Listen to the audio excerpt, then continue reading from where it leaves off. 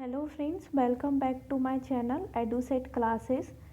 Today we are going to discuss PIB analysis from 5th of November to 10th November. So let's start. The first news item is related to that recently Ministry of Environment and Climate Change and private sector has signed uh, a declaration on climate change. So ministry of environment forest and climate change and private sector ने मिलके एक climate change के ऊपर declaration sign किया है at a virtual India CEO forum on climate change. ठीक है, तो इसमें मेनली क्या है कि हमारा इंडिया जो है वो सिग्नेटरी है पेरिस एग्रीमेंट का under the United Nation framework convention on climate change and as a part of nationally determined contribution India has a 3 quantitative climate change goal. First one is to reduction of the emission intensity of GDP by 30 to 35% by 2030 from 2005 level. तो हमें 2005 के level से 2030 तक अपना जो emission intensity है उसको reduce करना है 33 to 35%. सेकेंड गोल हमारा है कि हमको जो रिन्यूएबल एनर्जी से इलेक्ट्रिसिटी पावर जनरेट करनी है, तो उसका टारगेट हमने रखा है कि 40% cumulative electric power install capacity from non fossil fuel source से होगा बाय 2030 तक. एंड थर्ड हमारा है कि एडिशनल कार्बन सिंक हमको 2.5 से 3 बिलियन टन कार्बन डाइऑक्साइड का equivalent through the additional forest and tree cover by the 2030. तो हम additional forest and tree cover करेंगे 2030 तक जिस for the additional carbon sink. ठीक है, सो अब ये पेरिस डील है क्या? पेरिस डील मेनली एक इंटरनेशनल एग्रीमेंट साइन हुआ था to combat climate change and to reduce mitigate green house gas emission. इसका मेन एम क्या था कि हमको जो ग्लोबल टेम्परेचर है वो 2 डिग्री सेल्सियस से well below the 2 degree Celsius above the pre industrial level. ठीक है, दूसरा टारगेट हमारा ये था कि हमको टेम्परेचर की जो लिमिट है इंक्रीज़ हो रहा है, जिस तेज़ी से टेम्परेचर इंक्रीज़ हो रहा है उसको रोकना है further to the 1.5 degree Celsius. और थर्ड है कि strengthening the ability of the country to deal with the impact of countries की जो एबिलिटी को स्ट्रेंथन करना है कि वो डील कर सके impact with the impact of climate change. Nationally determined contribution NDC जो है that was conceived eight Paris summit with require each party to prepare, communicate and maintain successive nationally determined contribution that it intends to achieve. So ये mainly Paris summit के में ही इसको conceive किया गया था NDC को, जिसमें जितनी भी पार्टी हैं they have to prepare, communicate and maintain successive national, मतलब हमको अपने नेशन का खुद टारगेट डिसाइड करना है कि हम कितना कंट्रीब्यूशन रिड्यूस करेंगे. लाइक इंडिया ने बोला कि हम 33 to 35% बाय 2030 तक एमिशन रिडक्शन करने की कोशिश करेंगे.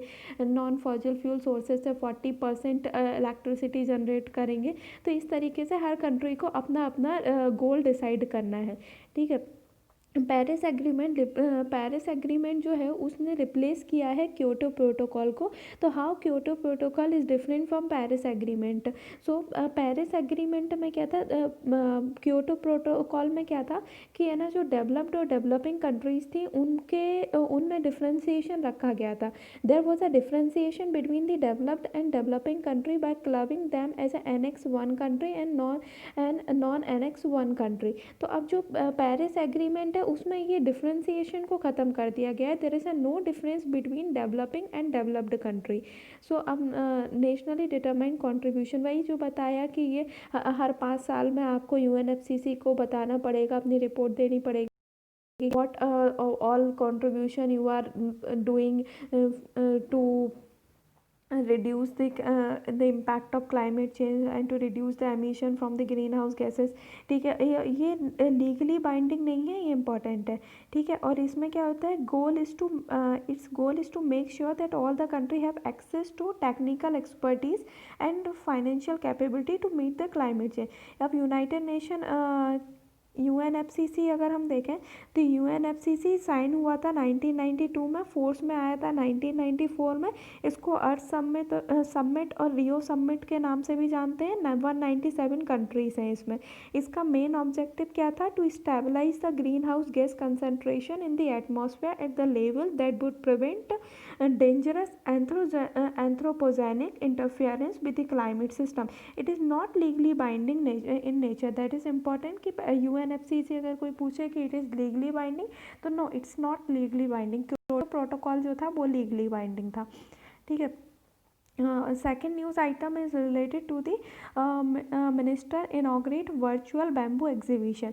तो अभी है ना बैम्बू एग्जीबिशन वर्चुअली इनाग्रेट किया गया था। तो मेनली जो नितिन गडकरी हैं उन्होंने ये बोला है कि हमें इसका जो बैम्बू का रिसोर्सेज है उसको फुली यूटिलाइज़ करना चाहिए। हमारा 40% बैम्बू नॉर्थ ईस्टर्न स्टेट्स में होता है।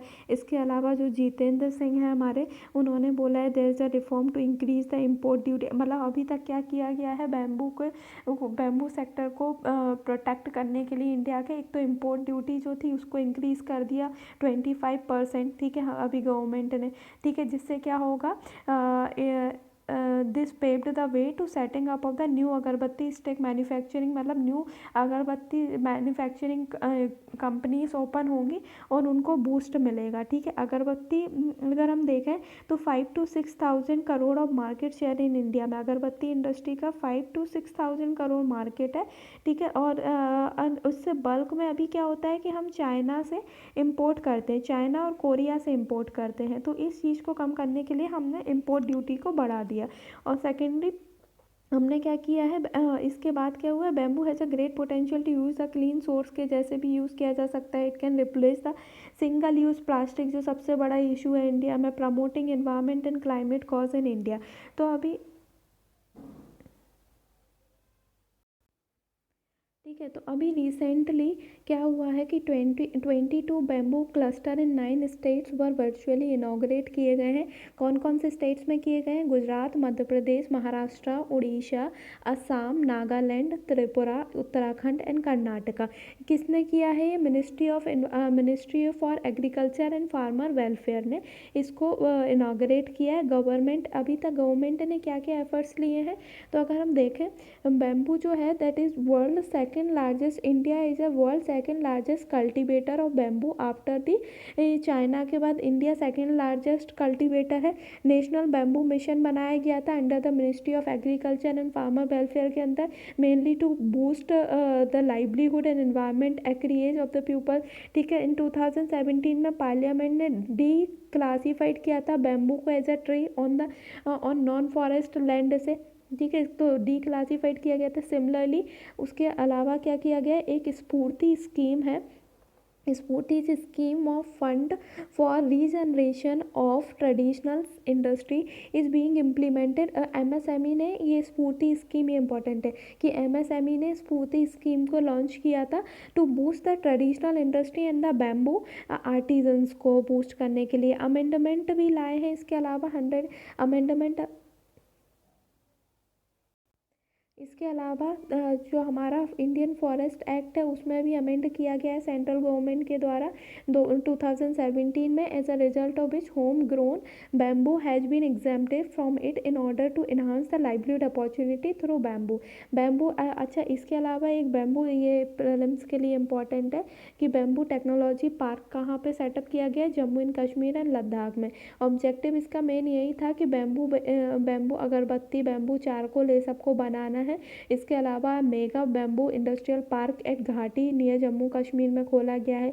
इसके according to the national bamboo mission के अगर हम देखें, India has a highest area of bamboo under the bamboo and it is a second richest country after the China के बाद। एनुअल प्रोडक्शन अगर हम देखें इंडिया में तो 14.6 मिलियन होता है। And bamboo rattan industry in country was worth इतना इतना इम्पोर्टेंट नहीं है। इसके अलावा do you know that bamboo has been a key ingredient in the new anti microbial soap and hand mist developed by the Filipino scientist to fight the novel. अभी COVID को से fight करने के लिए एक जो सोप बन रहे थे, एंटी माइक्रोबियल सोप या फिर हैंड वॉश बन रहे थे, उसमें बैम्बू को यूज़ किया गया था एज अ की इंग्रेडिएंट। ठीक है। Next news item is related to the Indo Pak war of 1971। अभी क्या हुआ है कि मिनिस्ट्री ऑफ डिफेंस ने लोगो डिज़ाइन करने के लिए बुलाया है लोगों को कि to commemorate the victory of Indian armed force in 1971 में, जो इंडियन आर्म फोर्स की इंडो पाकिस्तान का वॉर हुआ था उसमें, तो उसकी विक्ट्री को कोमेमोरेट करने के लिए उन्होंने लोगो डिज़ाइन करना है। तो इसके लिए इनविटेशन जारी किया है मिनिस्ट्री ऑफ डिफेंस ने। तो एक चीज़ इसमें बस इतना याद रखना कि जो स्वर्णिम विजय दिवस है वो 2021 में इसको हो जाएंगे 50 साल। ठीक है। तो स्वर्णिम विजय वर्ष मनाया जाएगा। तो अगर पूछते हैं कि स्वर्णिम विजय वर्ष किससे रिलेटेड है, तो इंडिया और पाकिस्तान का जो वॉर हुआ था 1971 में, उसको कमेमोरेट किया जाएगा 2021 में एज अ स्वर्णिम विजय दिवस। ठीक है। Next is GST shortfall. GST shortfall क्या है? रिसेंटली क्या हुआ है कि राजस्थान डिसाइड टू, न्यूज़ में इसलिए है कि Rajasthan decided to go for option 1 to meet the GST implementation shortfall. GST implementation में जो भी शॉर्टफॉल आए हैं उसके लिए राजस्थान ने ऑप्शन 1 को किया है। अब इसको टोटल 22 स्टेट्स ने अभी कर दिया है। ठीक है। तो इससे ही रिलेटेड न्यूज़ थी। अब जीएसटी कंपनसेशन में इशू क्या है? हमको पता है कि जीएसटी एक डेस्टिनेशन बेस्ड टैक्स है। ठीक है। सरकार ने वन नेशन वन टैक्स को ध्यान में रखते हुए 2017 में जीएसटी को इम्प्लीमेंट किया था, और उसमें जीएसटी काउंसिल बनाई थी। उसमें उन्होंने बोला था कि है ना, जो भी स्टेट्स को जीएसटी लागू होने से उनको जो रेवेन्यू लॉस होगा उसको हम कंपनसेट करने के लिए 5 साल तक कंपनसेशन प्रोवाइड करेंगे, जीएसटी इससे रिलेटेड जो भी रेवेन्यू लॉस है। अब क्या हो रहा है कि जीएसटी कलेक्शन से जितने भी स्टेट गवर्नमेंट्स हैं उनको काफ़ी रेवेन्यू लॉस हुआ है, और कोविड-19 की वजह से ये जो मतलब कि उनको लॉस और भी ज़्यादा बढ़ गया है। अब जीएसटी कंपनसेशन की कमी को पूरा करने के लिए सेंटर ने क्या किया है, राज्यों को कर्ज देने मतलब राज्यों को जो लोन है, लोन देने के 2 ऑप्शन रखे हैं। 2 ऑप्शन क्या क्या, 2 ऑप्शन, ऑप्शन 1 और ऑप्शन 2 दिया है उन्होंने। ठीक है। तो ऑप्शन 1 एंड जैसे अगर हम जीएसटी की बात करें तो सरकार ने जब जीएसटी इम्प्लीमेंट किया था उस टाइम पे क्या बोला था कि आपको है ना, जो भी रेवेन्यू लॉस होगा उसको हम भरपाई करने के लिए आपको 5 साल तक मुआवजा देंगे। ठीक है। और उसमें बेस ईयर 2015-16 का रखा था, और उसमें भी उसने बोला था कि 14% एनुअल ग्रोथ के बेसिस पर राज्यों को कंपनसेशन दिया जाएगा। अब क्या हुआ कि जब जीएसटी के में विवाद क्यों चल रहा है, क्योंकि इस साल जीएसटी का कलेक्शन सरकार कह रही है कि 3 लाख करोड़ की ज़रूरत है। सरकार बोल रही है कि आपको जीएसटी के लिए अभी हमें 3 लाख करोड़ की ज़रूरत है स्टेट्स को देने के लिए, 3 लाख करोड़ की। ठीक है। उसके अलावा वो बोल रही है कि जबकि जो सरकार सेस के थ्रू फंड कलेक्ट करती है, सेस कलेक्शन जो होता है वो इस बार सिर्फ 65,000 का हुआ है, 65,000 करोड़ का हुआ है। जैसे कि और सेंटर आर्ग्यूमेंट ये दे रही है कि जिसमें से जो 97 अभी अगर हम देखें तो 97,000 करोड़ जो हैं वो रेवेन्यू की कमी हमें जीएसटी लागू होने से हुई है। हमने जीएसटी इम्प्लीमेंट किया, उसकी वजह से हमें 97,000 करोड़ की कमी हुई है। और उसके अलावा जो हमें 1.38 लाख करोड़ का लॉस ये जो पेंडेमिक हुआ है, जिसको गवर्नमेंट ने एक्ट ऑफ गॉड बोला है कि एक्ट ऑफ गॉड के कारण हो गया। ठीक है। मतलब कि जो ह्यूमन बीइंग के कंट्रोल में नहीं है, ऐसी कोई सिचुएशन की वजह से हमें 1.38 लाख का लॉस हो गया। तो अब सरकार ने क्या बोला है कि जो जीएसटी का रेवेन्यू लॉस स्टेट गवर्नमेंट को हुआ है उसकी भरपाई करने के लिए हम आपको 2 ऑप्शन देते हैं, जिसमें से एक ऑप्शन क्या रहेगा गवर्नमेंट के अकॉर्डिंग, एक ऑप्शन वो बोल रहे हैं कि आप एक काम कीजिए, 97,000 करोड़ का एक लोन ले लो। स्टेट गवर्नमेंट जो है वो 97,000 करोड़ का लोन ले लें। ठीक है। और और उसके लिए और ये पर इस लोन में जो पेंडेमिक की वजह से जो रेवेन्यू लॉस हुआ है उसको हम इंक्लूड नहीं करेंगे। और बाद में जो प्रिंसिपल अमाउंट रहेगा और प्लस जो इंटरेस्ट रहेगा, इन दोनों ही को फ्यूचर में जो हमें सेस कलेक्शन किया जाएगा उससे आप 5 साल बाद चुका सकते हो। मतलब कि 5 साल बाद जो फ्यूचर में जितना भी सेस कलेक्शन होगा उसको नेक्स्ट 5 ईयर में आप प्रिंसिपल प्लस इंटरेस्ट अमाउंट को चुका सकते हो। ठीक है। और सेकंड ऑप्शन उन्होंने, ये तो फर्स्ट ऑप्शन है, और सेकंड ऑप्शन उन्होंने रखा है कि या तो आप ऑप्शन 2 रखा है कि या तो आप 2.35 लाख करोड़ का पूरा लोन ले लो, करोड़ का पूरा लोन ले लो। और इसके ऊपर है ना, अगर आप 2.35 लाख करोड़ का लोन लेते हो तो उसमें जो इंटरेस्ट का पेमेंट है वो आपको खुद ही करना पड़ेगा। तो इस तरीके से 2 ऑप्शन रखे हैं।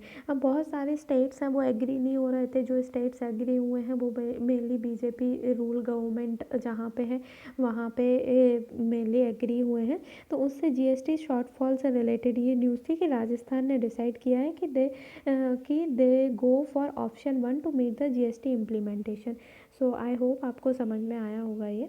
Next news item is related to the Gandhian young technological award. तो गांधीयन यंग टेक्नोलॉजिकल अवार्ड अभी 2 कैटेगरी में दिया गया है, एक तो सितारे और एक सृष्टि। सितारे का फुल फॉर्म क्या है?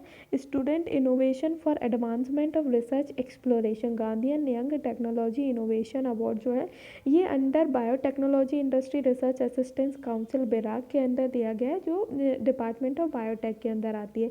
और सेकंड जो है सृष्टि, वो society for research and initiative for sustainable technological innovation Gandhi young technological award. इस अवार्ड में मेनली क्या है कि the award and appreciation was given under these 2 category to encourage the technology. मतलब कि मेन स्टूडेंट्स को एनकरेज करना है, to encourage the technology student to move toward setting up of the, कि आप biotech and other startup setup करो।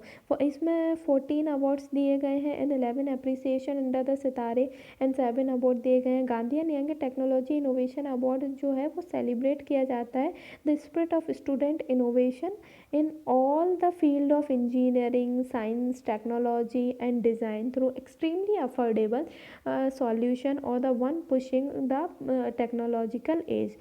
ठीक है। तो याद रखना कि गांधीयन यंग टेक्नोलॉजी अवार्ड सितारे और सृष्टि किससे रिलेटेड है? गांधीयन यंग टेक्नोलॉजी अवार्ड से रिलेटेड है। इंडिया और इटली का अभी वर्चुअल बायलैटरल समिट हुआ था। तो इंडिया और इटली के अगर हम रिलेशन की बात करें, बायलैटरल रिलेशन की बात करें, तो हमने बहुत सारे डजन्स ऑफ एग्रीमेंट साइन किए हैं। ट्रेड में, इन्वेस्टमेंट में, टू द इंफ्रास्ट्रक्चर में हम इन्वेस्टमेंट करेंगे, जिससे हमारा मतलब कि दोनों साइड से इन्वेस्टमेंट होगा, जिससे कि मेक इन इंडिया को बूस्ट मिलेगा। इंडिया और इटली रिलेशन की अगर हम बात करें तो हमारे हिस्टोरिकल टाइज हैं। इंडिया और historical ties commonly democratic tradition, rule of law and shared goal of international peace and stability. India views Italy as a important member. India ये इटली जो है यूरोपियन यूनियन का मेंबर है, तो इसको as a positively लेता है, important member मानता है and value its positive contribution to further India US ties. अब है ना, हाई लेवल एक्सचेंज जो रेगुलर मीटिंग्स होती रहती हैं दोनों कंट्रीज़ के बीच में, 2017 में हुई थी, 18 में हुई थी। बायलैटरल ट्रेड अगर हम दोनों कंट्रीज़ के बीच में देखें तो stayed at euro 9.52 billion in 2019। And Italy जो है दैट इंडिया का 5th लार्जेस्ट ट्रेडिंग पार्टनर है इन द यूरोपियन यूनियन में। यूरोपियन यूनियन कंट्रीज जो है उसमें 5th लार्जेस्ट ट्रेडिंग पार्टनर है Italy, after the Germany, Belgium, UK and France के बाद। अराउंड 600 लार्ज इटालियन कंपनीज जो हैं वो इंडिया में है। बहुत सारी इंडियन कंपनीज भी इटली में है। Both countries are keen to firmly put behind the 2012 में जो इंडियन क्रू मेंबर की fishing boat off the coast of Kerala में बाय इटालियन मरीन गार्ड के द्वारा, और एंड ऑयल टैंकर एक एंडिका लेक्सी एक ऑयल टैंकर था, उसने क्या किया था कि 2 इंडियन क्रू मेंबर थे, उनको मार दिया था off the fishing boat off the coast of Kerala by the Indian marine guard के द्वारा। मतलब उन्होंने मार दिया था, इसलिए दोनों उस पर थोड़ा सा वो दिखाते हैं। An incident that took bilateral ties to all the time low. अब नेक्स्ट न्यूज़ आइटम है कि one rank one pension scheme. तो one rank one pension scheme के 5 साल पूरे हो गए, इसलिए न्यूज़ में था। ये 2015 में आई थी। ये मेनली क्या था कि आर्म्ड फोर्स्ड पर्सनल्स जो हैं उनको उनकी पेंशन से रिलेटेड है। इसमें इतना सा बस याद रखना है कि इसमें क्या है कि वन रैंक OROP के थ्रू क्या है, every soldier who retire in the same rank and with and get the same, मतलब सेम रैंक पे आप अगर रिटायर हो रहे हो तो आपको सेम पेंशन मिलेगी। मतलब कि that armed force personnel retiring in the same rank with the same length of service regardless of the date of requirement. अगर आप सेम रैंक पे रिटायर हो रहे हो तो आपको सेम पेंशन मिलेगी। Next news item is related to the government hackathon 2020। इसमें क्या हुआ है कि 1 नवंबर 2020 को कंक्लूड हुआ था ये। इसमें क्या हुआ था कि 36 पैन इंडिया वर्चुअल हैकाथन हुआ था IEEE के द्वारा, NIC के द्वारा एंड द मीटी जो ministry of electronic and information technology ने इसको कंक्लूड किया था। It is a registration 1300 participant aspirant ने इसमें पार्टिसिपेट किया था। और इसमें मेनली जो 3 गवर्नमेंट मिनिस्ट्रीज़ हैं, ministry of agriculture and farmer welfare, ministry of road transport and highway and ministry of education, इसमें इन्होंने पार्टिसिपेट किया। तो इसमें मेनली जो 3 सेंट्रल गवर्नमेंट की जो मिनिस्ट्रीज़ हैं उन्होंने स्टेटमेंट प्रोवाइडेड किया था। 3 सेंट्रल गवर्नमेंट मिनिस्ट्री कौन कौन सी मिनिस्ट्री थी? Minister of agriculture and farmer, road transport ministry and education ministry. अब मेन इसमें है कि NIC के बारे में थोड़ा सा देख लो कि NIC क्या है। ये 1976 में इस्टेब्लिश किया गया था, मीटी के अंदर आता है, ministry of electronic and communication के अंदर। ये mainly ICT and e governance support देता है गवर्नमेंट को। और इसका mainly informatic lead development bye implementing, ये मेनली इसका जो है इंफॉर्मेशन कम्युनिकेशन टेक्नोलॉजी से रिलेटेड जितनी भी एप्लीकेशंस है, जो भी डिजिटली गवर्नमेंट टू जितना भी NIC spearheaded informatic led development by implementing ICT application, social and public administration, facilitate electronic delivery of services। Mainly ये ना इलेक्ट्रॉनिक डिलीवरी करता है सर्विसेज को ICT एप्लीकेशन के थ्रू गवर्नमेंट टू गवर्नमेंट के बीच में, government to business, government to consumers and government to employees के बीच में। ठीक है। NIC थ्रू इस ICT नेटवर्क के through NIC net has institutional linkage with बहुत सारी इसकी department, ministries, NGO, central government, state government, district administration के साथ इसका क्या है, लिंकेज है। ठीक है। अब एक और टर्म आया था IEEE कंप्यूटर सोसाइटी। तो ये world largest technical professional organization है dedicated to advance technology for the benefit of humanity, के बेनिफिट के लिए। इसमें 4,40,000 एक मिनट 4,19,000 मेंबर हैं 160 कंट्रीज से। ठीक है। Engage the advancing the theory, practices and applications of computer information processing science and technology professional standing of its member. ठीक है। Next news item is related to the national food security act 2013। तो department of food and public distribution के अंदर ये mainly आती है इसकी। Has said that 4.39 crore bogus ration card have been weeded out since 2013 for the rightful targeting of beneficiaries under the national food security act. तो हम national food security के बारे में थोड़ा सा जान लेते हैं। ये 2013 में लॉन्च की गई थी स्कीम। इसका मेन ऑब्जेक्टिव क्या था? to provide for food and nutritional security in the human life cycle approach में, and by ensuring access to adequate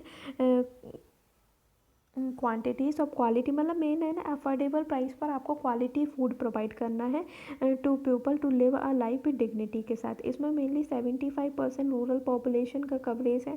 ठीक है। और 50% of urban population for receiving subsidised food grain under the targeted public distribution system के अंदर। मतलब 75% rural population, 50% urban population जिसको PDS system के through food grain provide किया जाता है। इसमें एलिजिबिलिटी क्या है इसकी? एलिजिबिलिटी है priority household to be covered under the जो ये है टारगेटेड पब्लिक डिस्ट्रीब्यूशन सिस्टम है।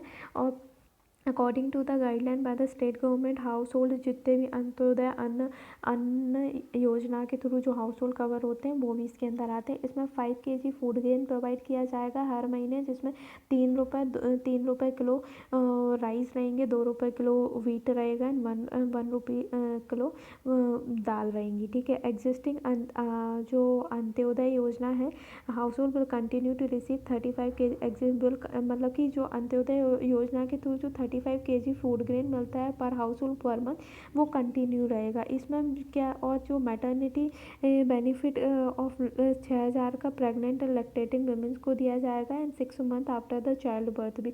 During pregnancy and after the child birth meal provide की जाएगी 14 साल तक के बच्चे को। ठीक है। Food security allowances to beneficiary is use in case of the non supply of entitled food grain. अगर आपको फूड ग्रेन नहीं सप्लाई किया गया तो फूड सिक्योरिटी अलाउंसेस दिए जाएंगे। Setting up of the grievance redressal mechanism setup किया जाएगा। ठीक है। Next news item is related to the national cancer awareness day. तो नेशनल कैंसर अवेयरनेस डे 7 नवंबर को ऑब्जर्व किया गया था। अगर हम नेशनल कैंसर अवेयरनेस डे की बात करें तो it was observed to generate awareness about the cancer prevention and early detection. क्योंकि हमेशा इंडिया में ज़्यादातर क्या होता है कि 3rd स्टेज पे पता चलता है कैंसर के लोगों को, तो जिससे उनके बचने के चांसेस बहुत ही कम हो जाते हैं। इसलिए ये अर्ली डिटेक्शन करना है, early detection and cancer prevention है मेनली इसका ऑब्जेक्टिव, और अवेयरनेस क्रिएट करना है। ये mainly birth anniversary of eminent madam Curie की बर्थ एनिवर्सरी के दिन इसको the day coincided with the birth anniversary of madam Curie की बर्थ एनिवर्सरी के दिन इसको सेलिब्रेट किया जाता है। Because the Marie Curie is remembered for his discovery of the radium and polonium की उन्होंने डिस्कवरी की थी, और हर use contribution to fight against the cancer को से लड़ने के लिए उन्होंने बहुत सारा कॉन्ट्रीब्यूशन किया था। इसलिए उनके जो बर्थ एनिवर्सरी है उस दिन national cancer awareness day celebrate किया जाता है। फर्स्ट टाइम जो नेशनल कैंसर अवेयरनेस डे था वो 2014 में ऑब्जर्व किया गया था। अगर हम थोड़ा कैंसर की बात करें तो वर्ल्ड हेल्थ ऑर्गेनाइजेशन के according cancer is a second leading cause of death है जनरली इन 2018 में 18 million cases globally, of which 1.5 million India में जो कैंसर से रिलेटेड केस थे। एंड ये थोड़ा सा डिटेल में लिखा है कि 2/3 of the cancer cases are diagnosed at the advanced stage and reducing the patient chance of survival, जो मैंने अभी बताया। कैंसर ऑफ ओरल कैविटी और लंग्स की बात करें तो 25% डेथ होती है मेल्स की, और ब्रेस्ट कैंसर और ओरल कैविटी के थ्रू 25% डेथ होती हैं फीमेल्स की। नेशनल कैंसर एक प्रोग्राम चलाया गया था, नेशनल कैंसर कंट्रोल प्रोग्राम, जो 1975 में चलाया गया था to provide cancer treatment facility in the country. In the program was उसको मॉडिफाइड किया गया 1984-85 में to provide thrust to prevention and early detection of cancer. Next news item is related to the national water award. National water award second national water award to be conferred in November में दिया जाएगा। तो ये mainly अब ये national water award है क्या, सबके लिए लॉन्च की जाती है। Shit.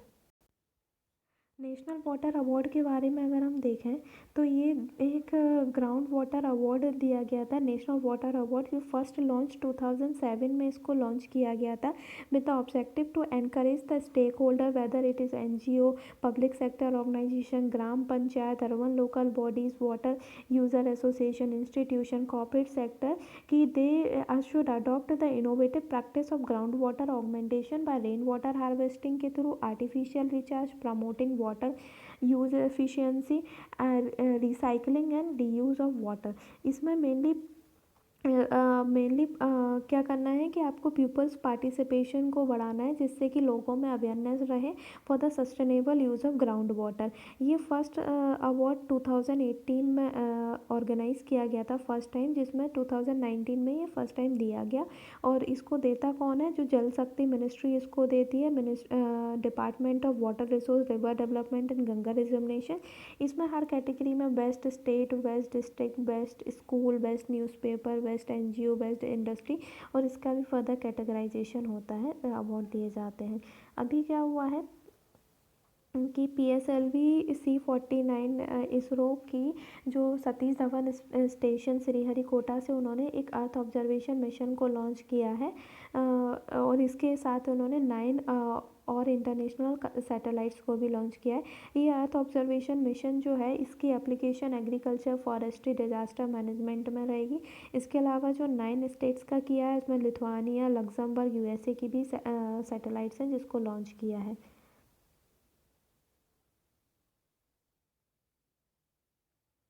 Next news item is related to the Health Ministry telemedicine service e-संजीवनी complete 7 lakh consultation. तो अभी क्या हुआ है कि हेल्थ मिनिस्ट्री की जो 7 लाख कंसल्टेशन हो चुके हैं ई संजीवनी के थ्रू, टेलीमेडिसिन के थ्रू, ठीक है। तो है ना, it is shaping into the largest OPD service setup in the country. इसमें क्या हो गया, नेशनल टेलीमेडिसिन सर्विसेज में क्या होता है कि टेलीफोनिक कंसल्टेशन किया जाता है। पेशेंट डायरेक्टली डॉक्टर से कंसल्ट कर सकता है, डॉक्टर आपस में कंसल्ट कर सकते हैं। इसमें ई संजीवनी प्लेटफॉर्म 2 तरीके से होता है, 2 टाइप ऑफ टेली मेडिसिन होती है। एक तो जब डॉक्टर टू डॉक्टर कंसल्ट करते हैं तो इसको ई संजीवनी कहते हैं, और पेशेंट टू डॉक्टर करता है तो ई संजीवनी OPD के नाम से जाना जाता है, टेली कंसल्टेशन। ये लॉन्च किसने कि इम्प्लीमेंट कौन कर रहा है इसको, Ayushman Bharat health and wellness centre इसको लॉन्च कर रहा है। टेलीमेडिसिन इसके अलावा इसकी नीड क्यों है, क्योंकि while the telemedicine is beneficial for the patient, it is also favourable for the doctor practice. क्योंकि क्या होता है कि गाँव में जाके सारी सर्विसेज तो नहीं दे सकते हैं डॉक्टर, अच्छे डॉक्टर गाँव में तो नहीं मिल जाते हैं। तो it favourable for the doctor practising telemedicine at a limit the contact with the patient who are present virtually and remove the requirement of doctor to be specific location पे to provide the services, ठीक है। enable the state especially one with the large geographical area to better management of the human resources को manage करना, ठीक है। Next news आई था, India China के कॉप कमांडर लेवल मीटिंग हुई थी। कहाँ पे, 8th round of India China corps commander level meeting हुई है चुसूल विलेज ले में। दोनों side important consensus reached by the leaders of the two country ensure that front line troops जो है they to exercise restraint and avoid the misunderstanding and miscalculation. तो दोनों के बीच में डायलॉग एंड कम्युनिकेशन पे बात चल रही है कि कैसे हम जो एरिया है जो लेह लद्दाख वाले रीजन पे जो हमारा कॉन्फ्लिक्ट चल रहा है उसको कैसे सुलझाया जाए, ठीक है, without any to exercise restraint and avoid misunderstanding and miscalculation. Next news item is related to the Atal Bimit Vyakti Kalyan Yojana. तो क्या हुआ था कि अटल बीमित व्यक्ति कल्याण योजना को एक्सटेंड कर दिया है जुलाई 2020 से 2021 तक। अब इस योजना में क्या है कि इस योजना में मेनली ये है कि it is decided to enhance the rate of relief. अभी इसमें क्या था कि रेट ऑफ रिलीफ जो था वो स्कीम के अंदर 25% ऑफ एवरेज डेली अर्निंग का मिलता था, उसको इंक्रीज़ करके 50% ऑफ एवरेज डेली अर्निंग का कर दिया गया है। And also relax the eligibility condition को भी रिलैक्स किया। इस स्कीम में मेनली क्या है कि पेंडेमिक के टाइम पे बहुत सारे लोग अनएम्प्लॉयड हो गए थे, तो उनके लिए ये स्कीम आई थी कि कैसे आप है ना उनकी लाइवलीहुड को बचा सकते हो अटल बीमित व्यक्ति कल्याण योजना के through.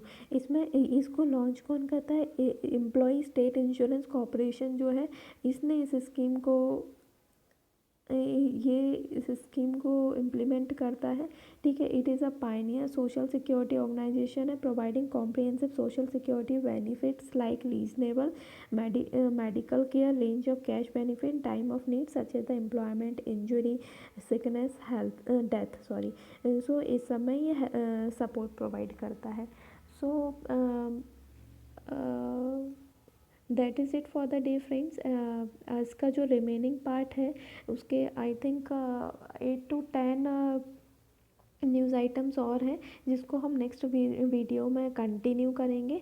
So I hope you all like the video, stay tune, please do like share and subscribe our channel. Thank you.